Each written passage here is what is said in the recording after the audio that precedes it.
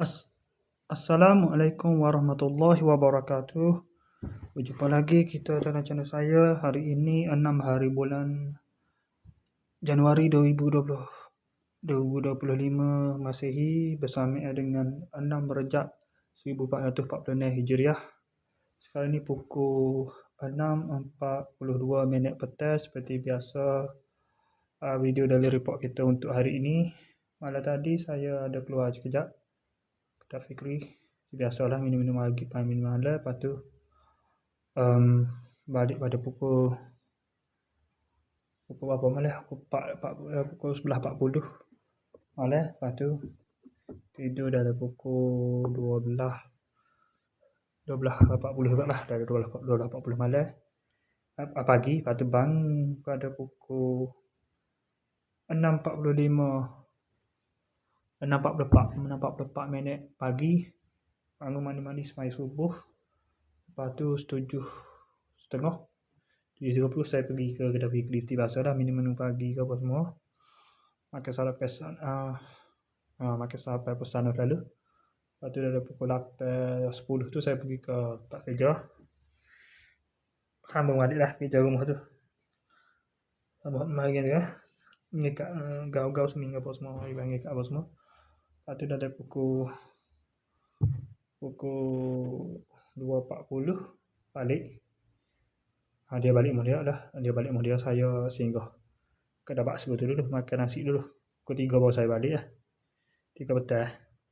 3.40 kami pergi ke Lato kan. Kebun Lanas tu, Lanas. Baja lah pasal tak jadi pun. Bukan baja, ada ngacung kulak. Tak jadi tu. Kalau tak jadi kan pun kata baru ni kan pergi saja baru ni tak. Berapa? Hari Sabtu baru ni pergi saja lah. Hari ni baru dah boleh buat PJI tu. Itu tak tertangguh pasal berlaku masalah sikit Tadi tertangguh lah. Ni baju yang ni buat dah 5 pan juga lah kacung tadi. Dah siap 5 pan. Dah clear, alhamdulillah clear belakang lah. Nak sekali lagi baja tu nak bidah pada 2 minggu depan lagi. 2 minggu lagi lah. Baru nak sekali lagi, nak kacung sekali lagi. Lepas tu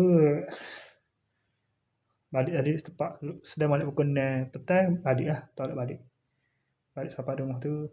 Saya pun terus mandi-mandi. Pukul 6.30 ni dah mayasan 6.30 ni lah. 6.40 ni 6.42 ni terus buat video ni. Okey, sekadar itu saja untuk sesi video. Bahagian tu pun ada siapa ada mari dah. Adalah satu lah baru. Malam tadi saya order pula 2 bahagian lagi. Kimono Nezuko dan juga kimono Shinobu. Kocu lepas tu dengan apa lagi? Apa lagi saya mari. Time pada 2 tu. Butterfly dia. Ada gambar-gambar dia. Kasut selipar tu kan, selipar pendekar tu nak capa tu nak dihantar dah tu. Dah proses nak dihantar. Waktu baru packing 2 tu. Biasanya seminggu sampai Cina tu kan.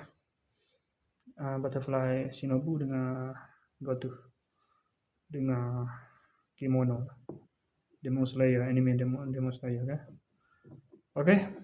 Saya sekadar itu saja untuk sesi video dari report kita untuk hari ini. Assalamualaikum. Jumpa lagi. Bye.